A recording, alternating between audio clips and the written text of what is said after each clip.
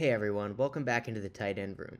This time we're going to be taking a look at Tyler Warren, the route runner, the area he's weakest, and where there may actually be quite a lot of untapped upside.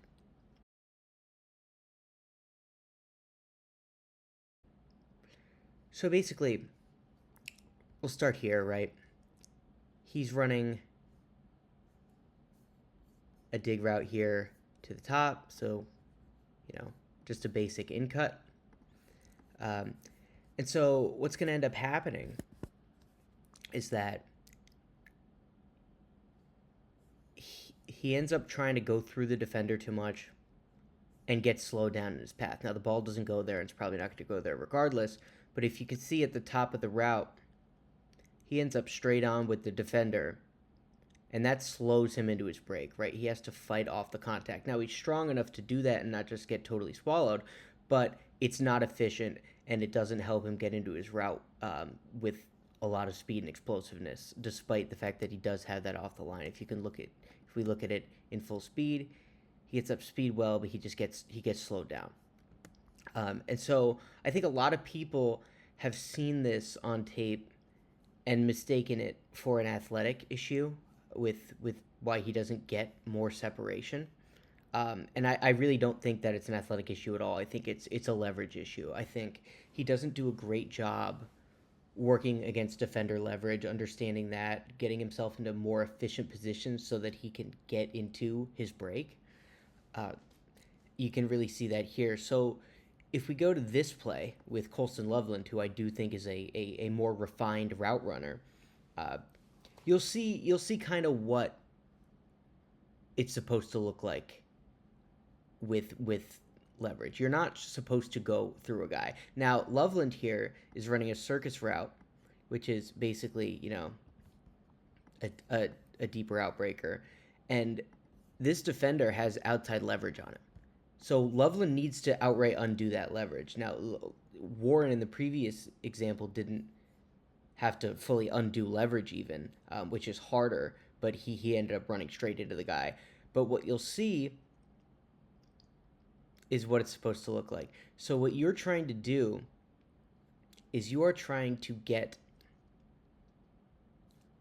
whether you're undoing pre-existing leverage like Loveland is here or not, what you're trying to do is you are trying to get to the leverage side of the defender. So you don't want any of that defender's body between you and where you're going to break into, right? At any point. So what you'll need to do sometimes in your route is to set him up, like Loveland does here, by stemming inside, getting him up and in, getting his momentum headed away from the break point. And then what he'll do is all he has to do is, instead of running through him physically, is just disengage the arm. So he's then going to just club and go with the arm over, disengage it, and he's clean into the break. Now the ball doesn't go there, but he is open. So now we're going to go to Warren in the slot running a deep over. And you can see that he doesn't get a lot of separation here either. Now, if you're a tight end, you aren't really going to be faster than DBs.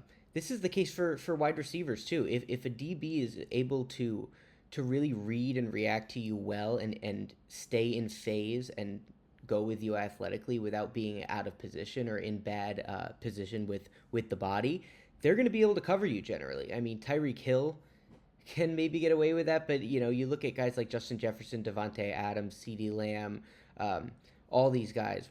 They are not just trying to run to a spot and beat a defender there. They are getting these guys out of phase, and they are beating them to those spots because they're putting them in an unathletic position. So Warren just tries to beat him to the spot here, and he doesn't get open. Obviously, the ball doesn't go there. But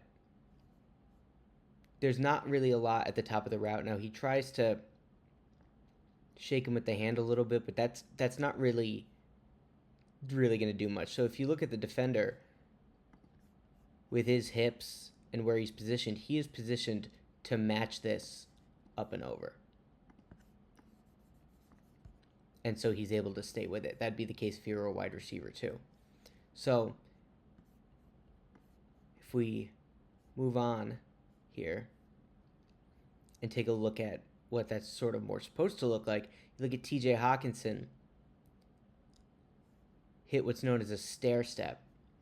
Now, it's called that because it looks like instead of heading just straight up and over like that, what you're doing is you're heading up, you're going into the defender, and then you're heading over, and so it kind of looks like a little bit of a stair. So if we take a look here, this is a more subtle one. It's more of a jab, but where a lot of times you'll see guys really lean in for a couple steps and then snap it off. But if you look at the defender at the top of the route, he's not like the Ohio State DB was in position to drive on that. If you see his hips are ready to fly deep because Hawkinson sold it vertically. And so as a result, he's able to get separation out of the break and get the ball. So that all seems bad, but remember, Warren is not just learning the position. The tight end development curve is totally different from receivers. So if receivers in college are raw route runners, it's a big time red flag. A lot of times those guys don't translate, but the tight end position is different. The demands of refinement in route running, especially if you block in line, are much less. But at the same time, they also develop later. These details tend to come later. Loveland has been playing the position for a long time, but even then, like it really is a feather in his cap how proficient he is and technical he is as a wide receiver type route runner at a young age and still pretty early in his development curve. But Warren hasn't been playing the position long at all. And if you look at how much he's risen, he's growing a lot, but he's still got a ways to go. Now, I don't think that this is an athletic concern, and I do think that this will potentially come in time if he's developed properly, because when we've seen him do these things right, it's flashed. So here you get the playoff game against Ohio State. He's running it deep over again. This time he does sell that a little bit more vertically. And so he gets the safety here to point those hips a little bit more vertically, and then he snaps it off, and he's able to run away. So if we watch it in full, you can see the slight difference with him going vertical and then snapping it off, and he's able to get away from him. And that's good safety. That Schuler kid's a good player. So now we look at it back on a dig. He's man-to-man on the safety here. And so what he's able to do is he is able to get to the inside. There's no body between him and the break point, the spot he's trying to get to. You don't have to go through that guy to get there.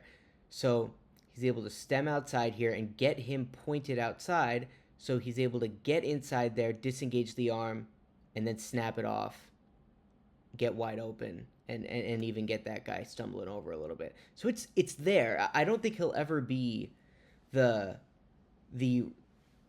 level of route runner that Colston Loveland is, but considering that I do think he's a more explosive raw athlete, and I think he's better after the catch by a distance, I think those things will in time even out, and they will be different receivers, but I do think that they will be similar in quality, even though I do think obviously that Loveland is the more proficient pure route runner. I think when Warren sort of develops this a little bit more, you're going to start to see him a little bit more able to flex out than he is now. He was still really good flexed out in college, but that's just because of the kind of freak raw athlete and playmaker that he is. I think that there's a lot of gold left in the mine with Warren, especially as it comes to the route running. And I think if he can really hit the high end of his range of outcomes with this and really master it, then